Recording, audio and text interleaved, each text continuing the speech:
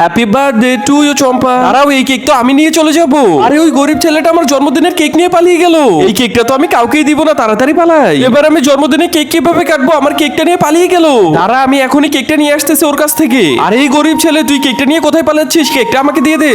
হ্যাঁ, কি তাহলে পালা। আরে সুইটি তো কেক নিয়ে ওর সাথেই পালিয়ে গেল। এবার তুই যা আর কেকটা নিয়ে আয়। আচ্ছা ঠিক আছে, এখনই যাচ্ছি কেকটা আনার জন্য। আরে কেকটা দিয়ে দে আমাকে। আরে দাঁড়া, আগে তো শুনে নে। বলছিস পালা তাহলে। আরে ওরা আমার কেকটা নিয়ে কেন পালিয়ে যাচ্ছে? যা তুই নিয়ে আয় আমার কেকটা। দাঁড়া, এখনই নিয়ে আসতেছি আমি তোর কেক। আরে তুইও ওদের সাথে চলে যাচ্ছিস, কিন্তু তোরা আমার কেকটা নিয়ে কেন পালাচ্ছিস? কারণ এটার ভিতরে বম ছিল।